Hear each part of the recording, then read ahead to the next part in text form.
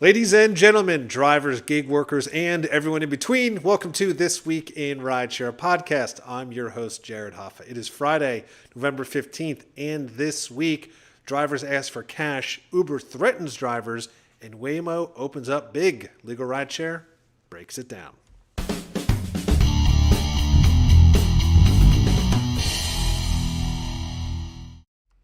And from Legal Rideshare, I'm joined by the co-founder and lead attorney, Bryant Greening. Bryant, happy Friday.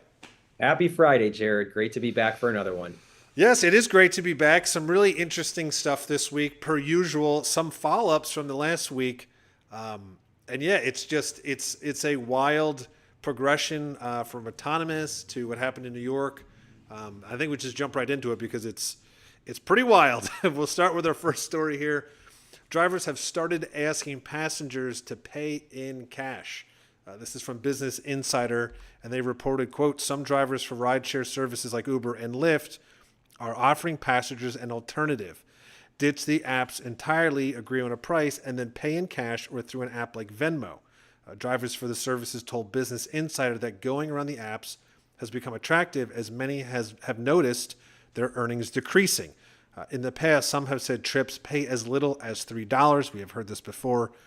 Striking a deal directly with their passengers offers a more lucrative fare, even if it carries risks for both sides. They go to say that Michael Moa, who drives for Uber in Boston, said he often hears drivers discussing whether to offer customers the option not to use the app and pay using cash or a separate payment app like Venmo. He said the option could backfire, including Uber and Lyft deactivating the accounts.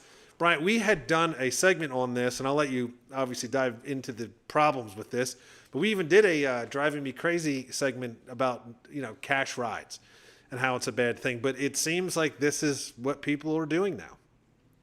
Yeah, you certainly understand the reasons why people would want to make this deal. It seems like it could be beneficial for drivers, put some cash in their pocket, maybe more than they would earn on the Uber app once all those fees and platform expenses were taken out. And then from the rider's perspective, you can avoid surge charges and perhaps pay less than you were quoted.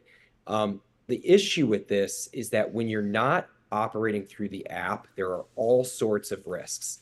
The first one that comes to mind for me is insurance. So if you are taking this ride and you are involved in an accident and you're not operating through the Lyft app, you are therefore not entitled to the Uber insurance. You don't get the protections if you're injured, if you're the rideshare driver and your vehicle's damaged, your vehicle might not get repaired. If the Uber driver causes an accident and injures someone else, either their person or their property, that may not be covered. And as soon as the driver's personal auto insurance found out that there was this cash arrangement going on, the claim would be denied on that end. So the driver's essentially driving the vehicle without any insurance coverage whatsoever to protect themselves, to protect the passenger, or to protect somebody else that they may be injured. So, I mean, that's the first issue that I think of. The Yeah. next is just safety. There's no accountability for either side if you're not operating through the app. When the Right. app is on, Uber is able to identify who the driver is. They're able to identify who the passenger is. If something goes wrong during the ride, they're going to be able to figure out who did it, who did what, where they are, what their address is, perhaps help the police with providing information. Once you log off, once you're not part of that, there is zero accountability, and it just gives bad actors an opportunity to act badly. Yeah, and there's something else too that is mentioned in the article for the rider side. It's not always cheaper for the riders necessarily because there's cancellation fees sometimes. So that could also play a role. Uber could then start triggering and saying, "Hey, why are you canceling all these rides?" There's just so many issues, and like you said, this plays into the idea of the bad actors.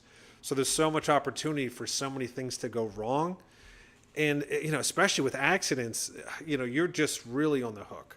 And again, you could have a passenger say something that you did or did not do. The whole thing is a snowball effect, and it's crazy that this has really grown. It's saying here that this there's groups on Reddit and Facebook that are just constantly talking about should you take the rides or should you not. So this isn't an isolated incident, but it is, like you said, we understand why this is happening.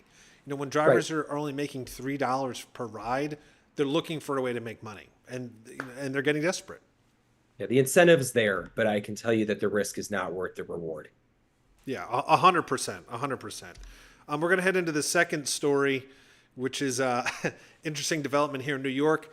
Uber is threatening to cut off drivers if pay increases. This is from AM New York, and they reported, quote, Uber says it may effectively lay off thousands of New York City drivers if the Taxi and Limousine Commission, TLC, decides to raise minimum pay standards. In a Monday evening blog post, the rideshare giant argued that the city's first in the nation minimum pay rules have made their service too expensive, leading to a decline in trip volume. Uber warned that further increases in pay would come at the cost of many drivers' ability to use the app. Uber doesn't cite a specific number or percentage of its workforce that could be docked or a formula for how such mass layoffs would work, but a spokesperson for the company said that depending on the size of the increase, thousands of drivers could be permanently deactivated from the app. So they are really going hard here on this, Brian. In New York, first it was we're going to lock you out. Now it's we're going to fire you entirely. They're pulling punches on this. It's wild. Yeah, it's you can obviously see how threatened the company is by the pay increase. They are so used to keeping wages low, operating with minimal expenses, and then just pocketing all the money for themselves that as soon as there is a pay increase, as soon as there's talk that drivers are going to take a bigger piece of the pie, they react viscerally, they react in a very strong arm manner. And like you said, first it was trying to lock drivers out, and now once that was called out and people saw how ridiculous that was, they're saying, look, then we'll kick you off the platform. We don't owe you anything. You're an independent contractor, and we'll decide who can drive, how many people can drive, and sorry if you don't make the cut. So many people have given up their other careers, have made the transition to rideshare work based on promises that Uber's made, and now it looks like they're inclined to just pull the rug out from underneath these people's feet, and it's awful. Hopefully, it doesn't get to this point, but I can't say that it's a surprise. Uber has acted this way time and time again. As soon as their bottom line is threatened, they act decisively, they act strongly, and here it seems like there's no exception. Yeah, and you can tell, just like you just mentioned, you can tell that clearly the lockouts aren't working, and they may have internal meetings about it, realizing they're going to have a lot of legal issues. We discussed this on our last show that the way those lockouts work really fights the idea of that they're independent contractors because Uber's telling drivers when they can and cannot work. They must have realized that and saying, well, we're just going to threaten. And we've seen this before where they say they're going to leave and then they sort of did leave and came back in other places.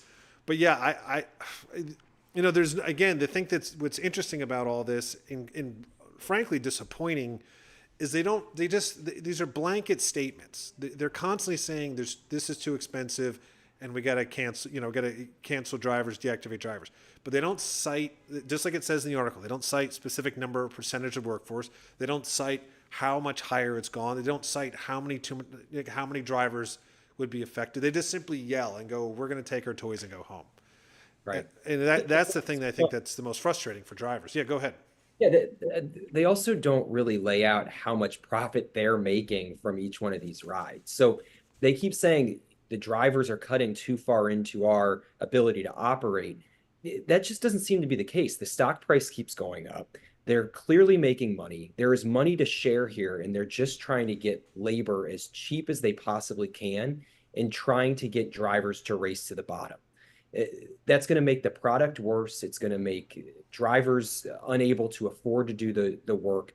Ultimately, Uber's reaction here in trying to drive driver fares and driver pay so low, it's going to result in rideshare not being sustainable in the long run. So I'm concerned about rideshare as a whole if the company's reaction to every driver pay increase is to deactivate them or push them off the platform or lock them out. Like, let's try to set some standards that work for both sides so that we've got a good, strong business model where the company can make money, the drivers can make money, and there's a good product for the customers.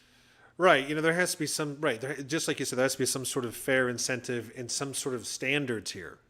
This is not, it's not viable the way they're doing it. It's ridiculous. And I'm sure we're going to hear more on this story probably next week. It seems like every week we're getting updates on what's happening in New York. And our final story here, Waymo opens up big in LA. This is from AP News, and they reported, quote, Waymo on Tuesday opened its robo-taxi service to anyone who wants a ride around LA, marking another milestone in the evolution of the self-driving car tech since the company began as a secret project at Google 15 years ago. The expansion comes 8 months after Waymo began offering rides in LA to a limited group of passengers chosen from a waiting list that had ballooned to more than 300,000 people. Now, anyone with the Waymo One smartphone app will be able to request a ride around an 80 square mile territory spanning the second largest U.S. city. So this is big news, Brian. I feel like this happened overnight with, Waymo wasn't there to now they're in multiple cities. Now they are completely open in the market in LA. That's huge. It is. It's crazy how quickly these things happen. As we talked about before with how Uber and Lyft expanded into cities, just kind of, rather than knocking on the door and waiting for the city to open, they just put the product out there and said, city, you deal with it, and regulators, you come after us later. We're going to make this so popular and so in demand that nobody's going to be able to touch us. It seems to be the model that Waymo is following right now. So let's get these cars on the road. Let's get people excited about them. Let's have them, make cheaper fares than, say, the other rideshare options, and then we'll let the regulators decide what to do down the road at a later time. I'm concerned, as I've talked about, that I don't think the technology is ready, but that doesn't seem to be stopping these companies from deploying their vehicles on the road. And here we are. We'll see what happens in LA, and I cannot imagine that it's going to stop there.